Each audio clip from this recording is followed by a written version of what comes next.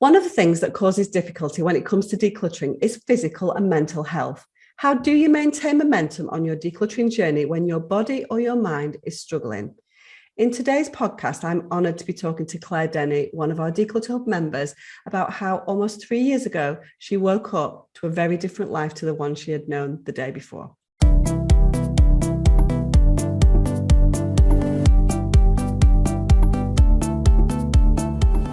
You're listening to the Declutter Hub podcast, bringing you tried and tested, no-nonsense tips and advice from the leading experts in decluttering and organising your home.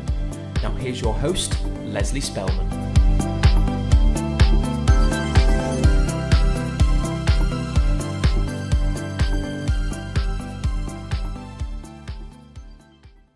Hello and welcome listeners to episode 179. I'm Leslie. Welcome, Clare, to the podcast. Thank you very much. This is so exciting. We see is. so many of your posts in the Declutter Hub, and finally you're on the podcast to tell your story, which is an amazing, amazing story. So I really am very honoured that you're here today. So without further ado, Clare, tell us about what happened to you a few years ago. Yeah, so I was working as a professional, head of English department in a secondary school in the UK. And that's quite a demanding job, working, long hours, lots of the time, rewarding myself with holidays and weekends away. And after one such holiday, over the summer holidays, we got home, me and my husband, and I basically woke up and I felt really funny in my leg and was having problems with my arm. And then by lunchtime, I was in hospital by this point. I completely lost control of both of my left limbs. So that was quite a shocking event to happen, quite traumatic. We didn't know what was wrong. We didn't know if it would get worse, if it would get better. And obviously GCSE and A-level results were due to come out. So I was thinking about that because, still thinking about my job while I was in hospital. So yeah, massive change to my life. So then all those things that I've been, thinking about tidying up around my house became even more important in a way because I needed the space, I needed to access things, I needed to bring loads more equipment into my house to help me. So yeah, quite a big lifestyle change. Yes. So once you'd been sort of investigated in hospital, they gave you a diagnosis of multiple sclerosis. That's right, yeah. And so now we are 3 years on, Clare, from that. Yeah, well, yeah, coming up to that, yeah. So it's been quite a journey. I'd had some scans and stuff sort of the month beforehand where I'd had some pins and needles, which obviously felt a bit strange because I'd had them for 4 days. So I was like, this isn't right. I should probably, if it's still there on Monday morning, I'll phone 111, which I did. Went into hospital and they'd done some tests and stuff in the meantime. So when I went back the second time, and I felt like a fraud going in the first time because I was like, it's just pins and needles. Went back to work, but they said I couldn't drive. So I'd already had to be cadging lifts off my family and work colleagues in the meantime. So we knew something had gone funny, but then I pretty much returned to normal. So I thought it'd be okay. And then it wasn't. And this time they said, you've got multiple sclerosis. The difference in scans from the first time to the second time shows that there's actually quite a big lesion in the part of your brain that controls your left side. So it all tallied up with the pins and needles I had been having, and then that lesion had been growing and getting worse over the next month to the point where I couldn't move it at all. So quite a big difference. Yeah, so you're in your late 30s and you've got no idea that this is coming. So a huge emotional shock, a huge change physically as well. Really big change. And actually one of my close friends at work, she said, because I'd had these niggles over the years and her mum had MS, she did say after the fact, there were a few points looking back where actually I could have thought, oh, this does sound like MS because it's similar to what my mum's got. But, you have a niggle and a thing and you just think, oh, I'll just work through it, just carry on. Because, that's the kind of thing you do in teaching. You just kind of push through and think, well, I'll be okay when I get to X point. And so those changes that you had within your career, that was immediate then, presumably. So you never went back. Yeah. So I was off sick. I was in hospital for quite a while because, I couldn't they were still investigating. Then I had to have treatment. Then I had to have physio to the point where they felt I was safe to come out. And then, of course, coming out, I mean, most of my house is presentable to visitors, but I did have a room where I had a lot of stuff in it that I thought, oh, what's going to happen with all these things? You know, I'm very lucky. We've got a 3-story, 4-bedroom house, and there's just me and my husband who live here. So I had a room on the top floor with all my books and all my things that I thought one day I'll get around to doing. And they're on the top floor and I can't get to the top floor. Wasn't really a priority right there and then. But, you know, as time went by and I needed to start thinking about what I was going to do with my time and how I was going to enjoy myself, that became an issue. So a lot of people, Claire, won't be familiar with MS, and it comes in lots of different guises as well, doesn't it? So some of it's more cognitive, some of it's more physical. So how does MS affect you on a daily basis now?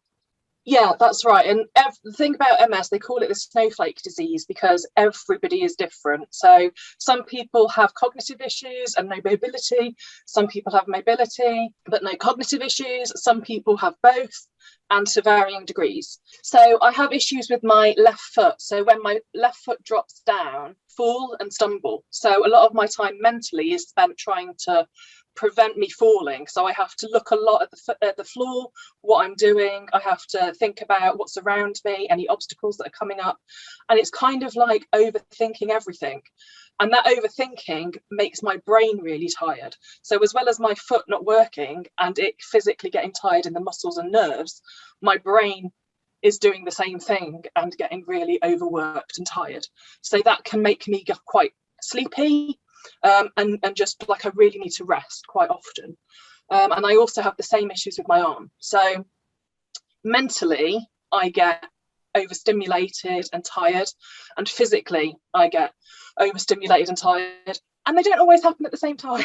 So my brain can be like, come on, Claire, let's go do this. And my body can be like, we need to just sit down and rest and not do anything today.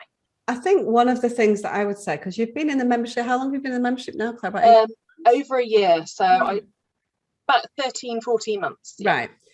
I think one of the things that we think, which was why it was so exciting to record this podcast today, is that you're one of the most committed, determined members that we have, and particularly because of the disability that you have, because I think it's something that a lot of people ask us about. How do you keep momentum going when you declutter, when your body and your mind is not playing ball? And so you've explained perfectly how you want to do things so much, and you are a very upbeat, determined person, but sometimes your mind's like, I don't think so, Claire, too tired now. And it comes out of nowhere as well. So you can have all the best of intentions, can't you? And it's just not playing ball. And what you set out to do that morning just doesn't happen. So you talked a little bit about making space and accepting aids around the house. Do you want to talk a little bit more about what kind of things you brought into the house to help you move around, get around, find things more easily, that kind of thing? Yeah.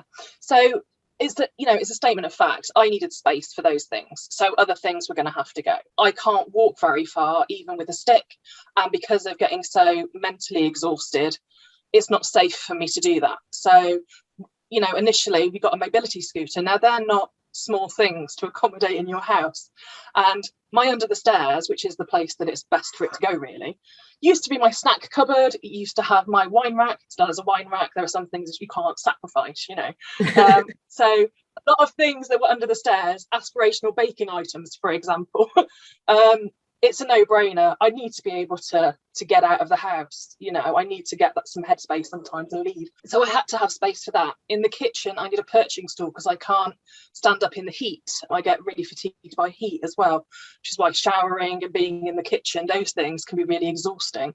So having a perching stool, having things to help me do things in the kitchen, I need space for all of those things now. Getting around the house, we need a handrail. I mean, the stairs have always been clear in our house, luckily, but we needed a handrail, and we also need handrails in other parts of the house. So all those kind of things. And my exercise stepper, which did not get used very regularly in the 10 years previous to this, now gets used every time I have a shower because it's my step into the shower. So I'm glad I didn't declutter that. A few years ago, I would have been tempted to declutter that, but that's turned out to be really useful. Yeah, good. We talk a lot about decluttering for a life that you have now and not a life that you wish that you had. And this is a very difficult emotional journey for you. And so to sort of say goodbye effectively to a life that you had before, where you were a professional, where you were teaching, where you were going about your daily business as in inverted commas, normal person. And now all of a sudden, everything's changed. You're not working anymore. You've been medically retired, but you seem to have made that shift emotionally much quicker than many people would make. Claire, what have you got anything to say about that? I mean, I think I'm a very positive and a very patient person. So I have been an optimist for, most of my life. So I always try and look on the bright side. And I think lying in a hospital bed, not being able to move your left side and not knowing if you ever will, gives you an amazing sense of perspective and, a joy about life. So, when I'm feeling down, just putting my forefinger and my thumb together and doing a tap makes me so happy, because the first time I could do that again, I cried, because it was like, oh, I'm getting something back. How amazing is that? So it's quite easy for me to feel really happy and appreciate those things because I've lost it. So I think some people perhaps haven't had that kind of oh my God, it could all disappear. That gives me a lot of focus and perspective. But in terms of optimism and focus on what I'm doing, I've always been a bit of a perfectionist in my professional life and wanting things to be a certain way and micromanaging a bit too much and being a bit of a control freak in some areas. Then other areas, like my desk, used to always be really messy. So I think I'm now having time to do those things the way that I would maybe like to do them. But I still have days where I can't, I can't mentally, I can't physically, and I just, don't feel like doing it. So then to get myself out of those things, I have things that work for me. So I will go onto the Declutter Hub forum. I will listen to a podcast. If I can't physically be doing something during the day, I'll make notes in my notebook. I'll take photos of areas that I intend to look at that I can't do right now, but I can sit and take a photo and I can look at that photo. And to get my motivation back when I am ready to do it, if I might be physically and mentally able to do it, but not really be wanting to do it, I might look back through the photos of things that I have done before and the progress I have made. I've found looking at images that I've done really useful. I'll also look at what other people are posting on the forum and see what they've been doing and kind of read that as a kind of an intro into me getting started. Oh, look at what all these people have done. That's really motivational. I can tackle this cupboard now, or I can do this shelf now. And that kind of gets me started. And then I get a bit addicted to the high, a bit like when you get addicted to shopping. And you're like, oh, this is a bargain. I'm so excited. I found something I want for 70% off. I'm like, oh, this shelf looks really nice and tidy and clear now. How exciting. I'll do another one. So I think that all of those kind of things help really to stay. And seeing the progress, seeing the spaces, that's really, really motivational. Honestly, I'm stuck for words really sometimes, Claire, because a lot of people who are listening today haven't got the benefit of seeing how much progress you've made, but I think that the dedication and focus is there. So do you feel that decluttering your house and organizing your house, there's a reason for it? You've got a goal, a specific goal in mind, which is it needs to aid my mobility cognitively. It needs to be well labeled so I can find things really easily. Do you think that having that focus and that purpose has really helped? It has really helped. And I think that attention to detail and that meticulousness is something that I had in my professional career. And I really hadn't applied it at home in the way that I could have done, because I felt like I didn't have time. Looking back now, it wouldn't have taken me that much time to do some of these things. I'm not spending 12 hours a day every day doing this, and I can't. But an hour, 10 minutes, I could have done that at the time. And I'd have been in a different situation when I now need the space. And things like needing the space, because I furniture walk, so I can't have things around that I might trip over. I need to be able to hold onto walls and doors and things like that. So I need the space. And actually, I had a fall the other week at home. If I'd had that fall 12 months earlier, I would have been stuck there having to have help from somebody else to get me up off the floor, and could potentially have had a load of stuff fall on me. As it turns out, I fell in a room that, has decluttered probably 70% of stuff from it, which meant I could actually had room to roll over. I had room to think, right, this is a good opportunity to practice my physio. We've worked on this. This is what we've been training for, Claire. Let's get up off the floor. And I was able to do that because I had space to roll over and to, get myself up. I mean, it took me over half an hour, but I had the space to do it. I didn't have a load of stuff fall on me. And at the end of that half an hour, I was up and safe. But don't worry, I did have access to my mobile phone and let people know. I just let them know that I wanted to try and do it myself. Yeah, was that the one that you posted in the forum? Yeah, the chair posted the comments, pictures. Yeah. So we've got the benefit of seeing Claire's tenacity and getting up off her broken chair. It's fantastic stuff. So we're going to go to a break now, and then when we come back, we're going to talk about the specifics of your decluttering journey.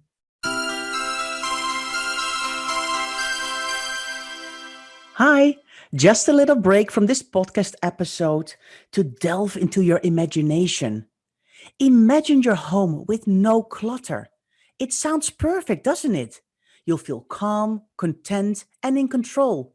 You'll save time not having to look for things.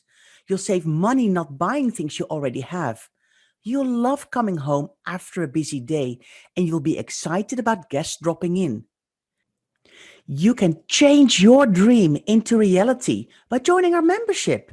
With our Reset Your Home roadmap, our live Q&As, our weekly challenges, and our private forum, we have everything you need for a fun, focused journey. All the details you need are at members.declutterhub.com. So welcome back, everybody. I think during the break, I was just chatting to Claire about one of the biggest things, I think, for me that has made a difference to her decluttering journey and general journey with multiple sclerosis is quite a speedy acceptance of what that looks like, that's allowed her then to put things in place and say, I don't really have a choice here. I have to do these things for my safety, for my security, for my ongoing well-being. And I think that, that's a tough one, but that a lot of people are not quite, quite understandably, it takes a lot of people a lot longer to accept. Would you think that was true, Claire? Yeah, I think my perspective on it is like, we've got one life, in my opinion, and I want to live it. So I want to spend that doing things to the best of my ability, having as much fun as possible, seeing my friends as much as possible. And like, other stuff just needs to get done because that's not my priority. Like I said, the things that I wanted to do, were things like hold my husband's hand, and like I tease him. I wanted to cup his head in my hands and give him a kiss. And I couldn't do that because I couldn't use my left hand. And those little things became so much more important than all the other stuff that I kind of like had a switch almost of like, this stuff just isn't that as important, not in the grander scheme of things, So I had to accept that, I had to accept my career change, the fact that we hadn't had children yet, and the treatment that I'm on means I shouldn't be getting pregnant, and I'm at that age and my husband's that bit older that, do you know what, things that I thought were going to happen for us, they're not. And I could sit around and get sad that I've lost my profession that I've done for 20 years and absolutely loved. And I could sit and cry about that every day, and I could, but I don't because like, I want to do other stuff with my time. Okay, this door has closed, but there are other things I can still do. And, tidy my house is one of them. and it's just a shift in my perspective. I've had to accept that these things are not going to happen for me. So I need to focus on the things that I can do, that I want to do, and spend time doing those things. And I have accepted that quite quickly, probably. I'm in a lot of support groups to my MS, so I talk to a lot of people who are in similar situations who I understand, don't have that perspective. But I'm also in groups where a lot of people do have that perspective and are kind of like, why can't other people see that when they say these things like, oh, you should be doing this and you should be doing that, that we're all different and we react in different ways to things. But I want to live my best life, whatever that is for me. I don't know how much longer I'll be able to do the things I can do. I could have a relapse at any point. Hopefully I won't with the treatment that I'm on, but it could happen. So, I've just got to live in the now and enjoy myself. Yes, and living in the now and enjoying yourself, Claire, means that you tackled, as well as the rest of your house, your room of doom, as we like. Oh, yes, my room of doom. Still an ongoing project, but you are doing an amazing job. Do you want to talk a little bit about your room of doom? Yep. So I can't remember if I mentioned before, because like I say, I have members. But I have a room in my house that's like a spare room. We're very lucky. We've got a 4-bedroom house, and there's just the 2 of us. So we have our bedroom, we have a guest bedroom, and then we have a bedroom each to do with what we will. Warren's is full of boy toys. that I've never been in there for the last like 7 years. I have no idea what's in there. Probably should go and have a look. And then I've got my room, which has got a lot of aspirational crafting and baking items in it. And it's also got a lot of books that I love, a lot of stationery that I love. You know, I'm English teacher. I was an English teacher. So lots of books, lots of stationery, and also lots of sentimental items because I'm a soppy person. So I've got lots of diaries, lots of travel journals because I used to do quite a bit of traveling, lots of photos because I'm sentimental and my memory has never been that good actually, which could very well easily have been the multiple sclerosis all along, who knows. So I've got a lot of photos to trigger those memories, and I've kept hold of a lot of mementos to help me trigger those memories. And basically I had a room of all that stuff. So I had to work through that because I want to be able to sit in that room and look at those books and read those books and look at those photos and be able to get my hands on those things when I want to share them and talk about them with friends when they can safely visit. So that's what I've been working on, systematically working my way through it. You know, I'm very lucky that I've had help from, you know, my sister, my mum, my husband, because I obviously can't move stuff about. I have to say, can you get this box into this area so that when I'm going to be doing it, I can go through that box. You know, they've moved boxes all around this room for me to help me. But I've gone through it by category. I've followed the roadmap, and then I've gone by category. I've learned a lot that helped me go through those stages for each category. So, you know, I'll think, right, put all of those things together, whether, you know, pens, how many pens do I need? Well, I've still got too many, but I'll revisit that. Now I've gone through everything in this room. I've got a real clear, I mean, it sounds terrible. It's not like it's a shop or anything, but I've got like an inventory of everything that I've got. So now I know what space there is because, you know, I've got my furniture that's in here. I've got a limited amount of space. I need to prioritise. So I've gone through all the categories, and then I've looked at my sentimental, and then I've thought, right, I need room to put these sentimental items. What is going to go? Because these photos are non-negotiable. These have to be in here. So then other things become less important. When you've gone through everything, can you put, you know, you do like by like, and you say, so these are some fiction books. How many am I realistically going to read and keep? Then you look at another thing and you think, oh, well, actually, compared to that, those fiction books don't really seem that important. So some more of those could go. And I suppose that's really negotiating with yourself a little bit, isn't it? And compromising, because I can't keep everything. I was keeping everything for the last sort of 6-7 years in a room that I couldn't get into, and I couldn't enjoy those things. So that's the change, really. The exciting thing for me, Claire, always whenever I see your post on the forum or whenever we get an opportunity, and today is so nice to be able to chat it through, is that you kind of follow our teaching to the letter, and that's always really nice. You were a teacher, you know, if you had a pupil, like a star pupil who did exactly what you said, you'd be like, that's amazing, my life is complete. Do you know what I mean? And so you do that, and the interesting thing for me is a lot of it is in the preparation, the planning, and the goal setting for you. So you're very focused on preparing because you have to be. So in answer to a lot of people's question when they talk about how do you declutter when you have a disability or a health issue that's going to, you know, cause you problems along the way that might not be straightforward. And the answer is in the preparation, because you're going to have to ask for help from somebody. Somebody's going to have to get those boxes down from those hard to reach cupboards to put them into a place. And also you're going to have to think about what that place is to be able to declutter and have space to declutter. You're very big on taking notes. So you go through all the lessons in the membership, you take notes, you plan, you think about things in advance. You're very good on detailing storage and thinking about, you know, you draw diagrams as well about where you want things. And that's probably so you can then show Warren where you want these things to go back to once you've decluttered them. So you've definitely got a fine-tuned goal in your mind. You've got a big picture goal, which we love, which is ultimately I want to be, you know, my memory is not what it could be. I want to have sentimental items. I want to have photographs. That's my top non-negotiable priority. And then I need to work through my stuff, which is all really nice stuff, which I'd really like to keep. But I don't compromise and decide what's more important to me than the other. And that's what it's all about. You know, one can't keep, well, you can keep everything, but it's going to compromise you on space or security. And all of those things are super important when you've got a disability, more so than when you're able-bodied. That's the bit about it that I love. Yes, I love seeing the before and after, because you share a lot of pictures as well, which is fantastic. But it's the learning and the process that I find really interesting in your journey, because you follow it to the letter. That comes from probably from your teaching side, from thinking about things systematically, from thinking about things, being quite process led. So I absolutely love it from that perspective, and it's really serving you well. Now, you talked right at the beginning about aspirational baking and crafting stuff. So do you want to, because a lot of people are like, what's she talking about, aspirational and baking and crafting stuff? Do you want to expand a little bit on that? Yeah, so the aspirational stuff is stuff that I've bought for a lifestyle. I think, when I have time, I'm going to do this baking, I'm going to make these craft things, I'm going to enjoy doing this, I'm going to want this in my future. And then I think a lot of us would have had a similar thing with COVID and restrictions, and you think, well, I've got the time, have I done those things? And my retirement has meant I've got the time, and how do I want to spend that? And do I want to spend it doing these things? And actually, for me, there's a different thing in that physically I can't do some of those things. For example, with metal stamping, I like the idea of doing metal stamping.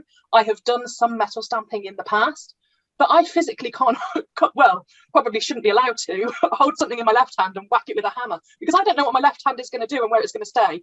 So it's just asking for a disaster. Now, I could, again, get upset about that, or I could accept that. Think, right, well, these things, and I'm sentimental. So I think of these things and I think, but their life could be so much better with someone else who loves them and will use them. So I need to let them go. A bit like, if you love them, let them go with people. I'm a bit like that with my stuff. I'm like, I'd really like it to go somewhere else so it can live the life it was supposed to live. And I like the idea of baking. I haven't done that much of it though, and I physically can't now. So I'll just ask my sister to bake me stuff, which she does, and I won't do as much of that. So I don't need as much stuff. The thing is, am I realistically going to do those things? So I like the idea of it, but can I do it? Am I going to do it? I can't do those things anymore. So rather than worry and get upset about it, ask somebody else to do that stuff and let the things go. So that's what I've been doing, is reevaluating my life, what I really want from it, and realistically how I'm going to spend my time. And I think the interesting thing, Claire, is that on the face of it, it seems like a very pragmatic response, but the emotions that sit behind that are quite deep. So you've got to let go of those aspirational things that you thought you would be able to do that now you can't. And so you have to make that mental leap. So whilst it's very pragmatic to say, I can't bake in the same way that I used to, it's difficult. These things are difficult, and they're difficult emotional decisions that you have made. And they haven't happened overnight. I didn't just, I can't use my left side of the body, therefore I was sitting in hospital and I thought, therefore these things must go. Yeah. No, that was 2019. I've done a lot of work mentally in the meantime. Accepting takes time, just as the physical, the physio takes time. Accepting an early retirement when you're 40 and you loved it'd be different if I didn't love it, but I loved my job. And so having those things, and again, you talk about aspiration, when I was 21, I was expecting to be teaching till I was in my mid 60s, and I'm not, and I love it. So that's another thing to accept. But like you say, it's not as pragmatic as it maybe sound, but I've had to work through and deal with that, because what am I going to do if I don't accept that? And that's a dangerous rabbit hole, I think, for people to go down, because living in a world of what ifs mean, you're not actually getting those things done that you could be doing. And I don't know what's more sad, living in a world of what ifs, or, this missed opportunities, that you could have been doing these other things all this time. And that's sad too, isn't it? Sitting and thinking about things you could have been doing, but actually you can do these other things right now and you're not. So what a shame. I can't run a marathon. Realistically, I was never going to run a marathon before, but there are things that I was doing before that I can't do now. But you know what? There's still stuff that I can do that other people can't. So I'm really thankful about that. I can still sit here and read my books. A lot of people can't read, Yeah. I'm really lucky. Yeah, time allows you opportunity that perhaps other people have not got. Now, I wanted to talk a little bit about your photograph projects as well, Claire, because this is something that is you're doing right now. So your Room of Doom project it's not really a Room of Doom anymore, is it? I think it's moved into a kind of... It's actually looking quite nice now. I'm sitting here looking around, I'm like, I might have a little area for this, area for that. Yeah, it's looking nice now. So there's still some work to do on it to get it to where you want to be, but for the most part, you're definitely getting there. You've got a lot of overflow stuff in there, haven't you, that you're working through? So things that you found that you overbought in the past, you're like, I don't want to get rid of those because I know that I'm going to use them. And then as soon as they're gone, then it will create shelf space. And you've learned and your mindset has changed that you're not going to overbuy those things again. Okay. Now, your photo project, you have loved and done it in a really fantastic way. And you love a label, don't you, Claire? I love a label. Do you know, I have had that label maker sitting in a cupboard or a drawer somewhere for ages and not used it. And then doing this, I found it because, you know, it was hidden in my room of doom. But I found it. So now I can use that label maker to label. And like you say, cognitively, I mean, it looks nice. And I get that some people are like, why would you label open containers? And I get that. But when there's a drawer and I'm not sure what's in the drawer, it's really helpful to me to have a label. So I've been really enjoying using my label maker to make things easier for me. Labeling is super important. Anybody that's, you know, got any kind of MS, any kind of cognitive neurodivergent, that kind of thing. Labeling is so important, Claire, when it comes to anybody who's got any kind of cognitive difficulty.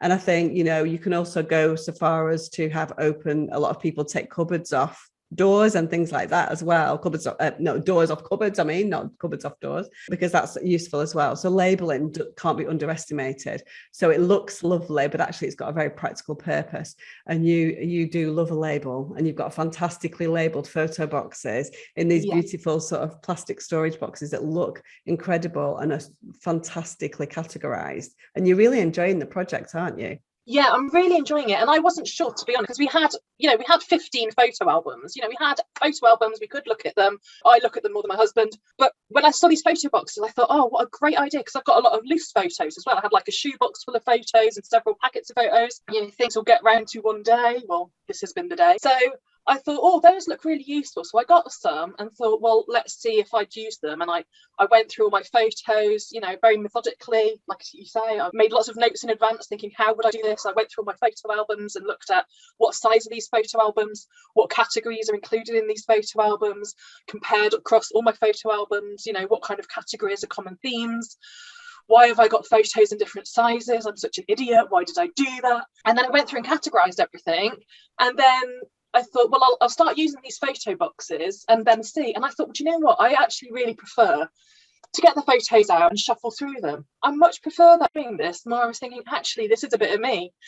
So then I thought, do we need any photo albums? So I got rid of all of the photo albums and I put them into these plastic containers. So sort of one box is like a mini suitcase size, it's clear. And then within that, you have these 16 or 8, depending what size you want, smaller bits of plastic, and I've labelled all of them. So on the top it says sort of holiday and where it was, and on the left hand side it says the year. So really easy to see from either the top or the side what category it is that I'm talking about. So then if a friend comes around and we're like reminiscing, I can be like, oh, I've got these photos from when we're in Tunisia, you know, let's go through these, and I'm looking forward to being able to do that with my friends. Or for example, family photos. We've got different sides to our family, like everybody, and some of them are really interested in ancestry. Well, I've got some ancestry stuff. I've got photos from my grandparents and my great-grandparents. These are all categorized. Let's look at these. You know, really easy to just grab a pack out and go through them. You're definitely going to be the person that everyone comes to when you need a slideshow or a 50th birthday photo book doing. Everyone's going like, Claire's going to do that because she's. And I've actually had people in the family and friends who are going like, oh my God, because I'm so excited about it. And I think that's the other, it's again, very motivational when you do a project like this to do other things, because it's just so exciting. You want to talk about it, you want to share it. And then I've got other people, like some of my friends who have got, oh, I've got loads of photos from that holiday too. Oh, what are you doing? And one of my friends was like, are you scanning these in? And I'm like, oh, I hadn't planned to, but now you said that, I could. And I know one of my friends, you know, she's a busy working mum of 3, and she was saying, oh, I would really love to do that, but I haven't got the time to do it. I'm like, mate, bring them round, you know. I've got the time. We'll be able to go through that together when you come over sometime. So I'm thinking, not now, because I need to finish this project first, the rest of the Room of Doom. But, you know, that's a project in the future where I can be talking to my friends about these things and showing them how I did it, and they can then go away and do it. That's the teacher in me, isn't it? I want to model, look, this is how I've done it. Now you can go away and do it yourself. These are the things that I learned along my way. And make everyone I'm a trained photo organizer and I'm in awe of I want mine like that because I haven't done anything with photographs since I was a trained photo organizer. So there's a lot of work to do, but no, it looks absolutely amazing. And I can see all the hard work that's gone into it, and it's going to give you a lot of joy. And that's what this is all about. Sentimental and photo projects are so lovely, but they need time and energy, and you need to think about those categories. So what your categories are, Claire, are going to be very different to the next person. They may not make sense. So you really need to think about that logic as well. Yeah. So what's next, Claire? So I know you're thinking, I think I saw this morning in the forum that you're moving on to digital. Am I right? I am moving, yeah, and because I've set up my computer so I can do this podcast, actually, it's been sitting in the corner of the room, and I was like, I need to set it up so I can do the podcast. And while I've been doing that, I'm like, I'll do a bit of a declutter, because I haven't done all of my emails yet. So I started to do a few of those yesterday while I was having a look on things. But yeah, digital photos is obviously on my horizon. But I feel like I've already got some categorization in mind. So I'm hoping those categories, and it's mainly chronological, but for me, when I'm not sure what year it is, I know where I lived, for example, at that time. So that's helped me to subcategorize, or depending on who I'm on the holiday with, that kind of helps me with the year, because we've got groups of friends, and there's holidays where we went as a 4, there's holidays where we went as a 3, and then there's holidays where we went as a 2 as we got older, and some of us got partnered off and had kids, and some of us were still gallivanting around Europe. So that's helped me to categorize those photos, which is why my friends will really enjoy it, because they'll know which ones they're in. Definitely. Fantastic. So just jumping back to your time in the Declutter Hub, you've obviously learned a lot. So which part of it, and this is probably quite a hard question, is the most useful to you? Is it the emotional side of things and working through that? Is it the decluttering questions, the organization, the categorization, or the other stuff that, is it the forum? What is it that you find most useful and most motivating? Oh, most useful and most motivating is 2 different questions, I think. Yes, it is. You are so right. I'm going to take it in 2 different ways. I would say, first of all, useful, the amount of resources and videos and the courses available. Like I have, like you say, some of this comes from me being a teacher, because as teachers, you're like lifelong learners as well. So I was completely absorbed, and again, using my time, I would be watching the videos, looking at all that preparation stuff, using my notebook to make notes for myself, so that when I was going on to do those things, I could apply those things. So that stuff was really useful. And then, I've been in there, like I say, for about 14 months now. And initially, I was doing that. I was going through the roadmap, doing little bits, doing stuff around my home. And then doing the hellos and the tellers and answering the questions and doing the challenges within the membership.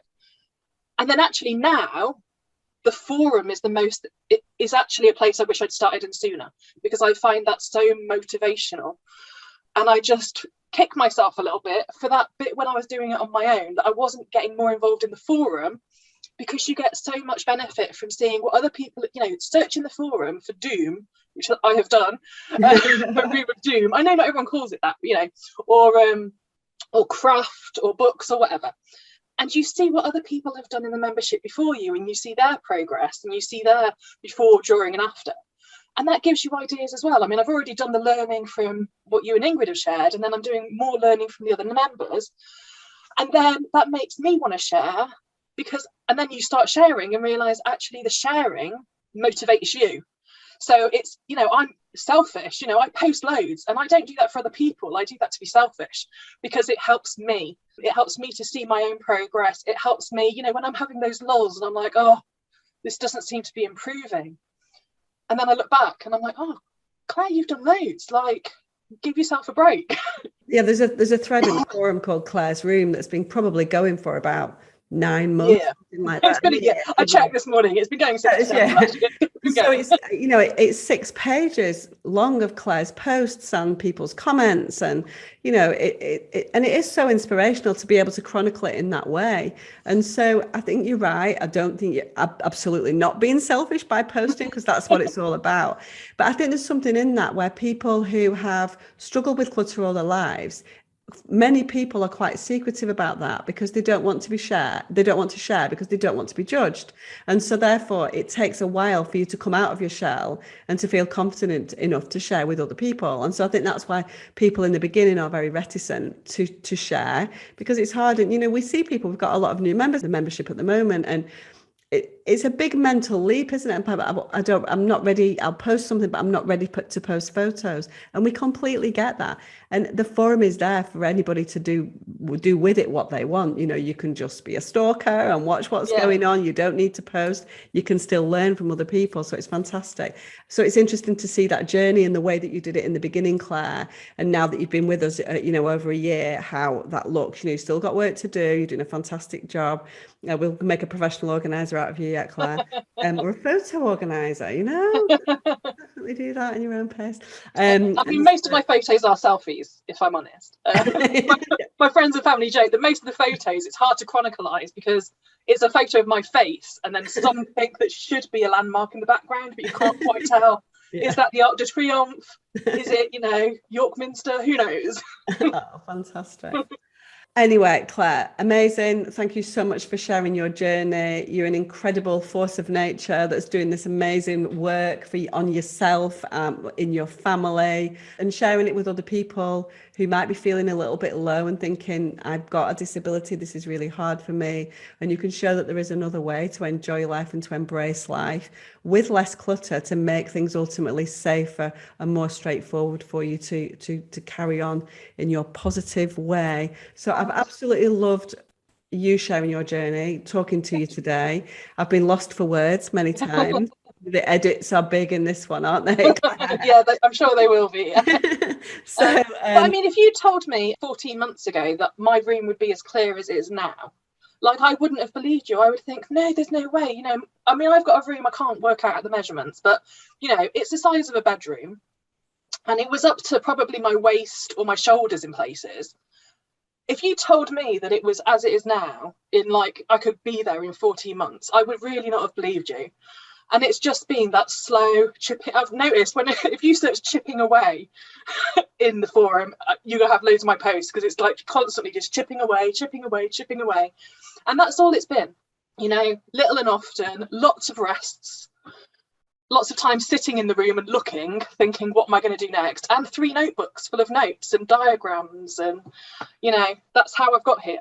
I know, absolutely. And it is all about breaking it down into manageable chunks, isn't it, Claire? That's what absolutely. That's there's not some big secret we're not telling you, you know, that's all you've got to do. Yeah, exactly. No secrets to be seen here.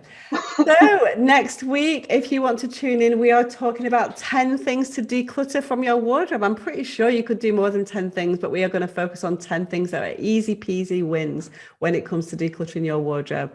So thank you all so much for listening. Thank you, Claire, for being an amazing guest, and we will see you all next week.